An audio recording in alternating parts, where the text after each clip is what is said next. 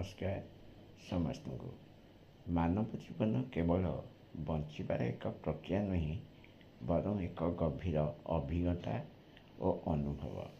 ଯଦି ସଠିକ୍ ଭାବରେ ବଞ୍ଚିଥାଏ, ତେବେ ଏହା ଆମକୁ ପ୍ରକୃତ ସନ୍ତୋଷ ଓ ଆନନ୍ଦ ଦେଇପାରେ। ତଥାପି ଲୋକମାନେ ପ୍ରାୟତଃ ଦୁଃଖ, ଚିନ୍ତା, ଭୟ, ଅସନ୍ତୋଷ, ଈର୍ଷା ଏବଂ ଘୃଣା ପରି ଭାବନାରେ ଘେରି ରହିଥାନ୍ତି।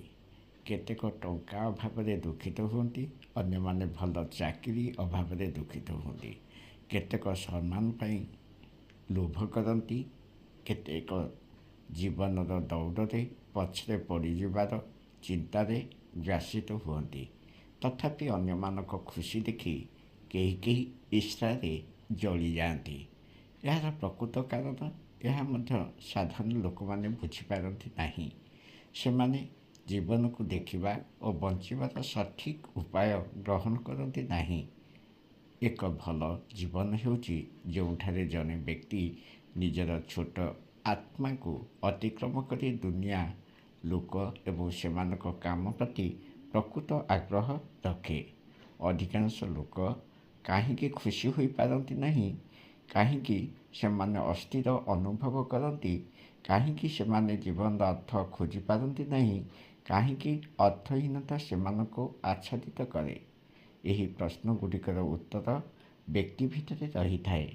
ଯେତେବେଳେ ଜଣେ ବ୍ୟକ୍ତି କେବଳ ନିଜ ସୁଖ, ଦୁଃଖ, ଇଚ୍ଛା ଓ ସମସ୍ୟାରେ ବ୍ୟସ୍ତ ଥାଏ, ସେତେବେଳେ ତାଙ୍କର ଦୃଷ୍ଟିକୋଣ ସଂକୀର୍ଣ୍ଣ ହୋଇଯାଏ। ତେଣୁ ଆତ୍ମକେନ୍ଦ୍ରିକତା ଧୀରେ ଧୀରେ ଚାପ, ଅସନ୍ତୋଷ ଏବଂ ତୁଳନାତ୍ମକ ଭାବନାକୁ ଜନ୍ମ ଦିଏ। ଏବେ ବିପରୀତ ବିଚାର ଭାବରେ ଆପଣ ଥରେ ଭାବି ଦେଖନ୍ତୁ। ଜଣେ ବ୍ୟକ୍ତି ତାଙ୍କୁ ମୁଁ ବାହାରକୁ ପାଦ ପକାଇ ଜଗତକୁ ଦେଖନ୍ତି। ସେମାନେ ଅଭିଜ୍ଞତା ପରିସରରେ ବିସ୍ତାରିତ ହୁଏ।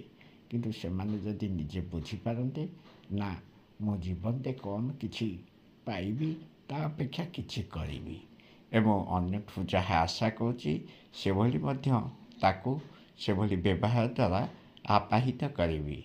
ଯେତେବେଳେ ଜଣେ ବ୍ୟକ୍ତି ନିଜର ସଂକୀର୍ଣ୍ଣ ସ୍ୱାର୍ଥପରତା ଓ ଅହଙ୍କାର ସୀମା ଅତିକ୍ରମ କରି ଅନ୍ୟର ସୁଖ ଓ ଦୁଃଖ ବାଣ୍ଟି ଜୀବନକୁ ଏକ ବ୍ୟାପକ ଦୃଷ୍ଟିକୋଣରୁ ଦେଖିବା ଆରମ୍ଭ କରେ, ସେତେବେଳେ ସ୍ୱାଭାବିକ ଭାବରେ ତାଙ୍କ ଭିତରେ ସନ୍ତୋଷ, ଶାନ୍ତି ଓ ଆନନ୍ଦ ପ୍ରଭାବିତ ହୁଏ।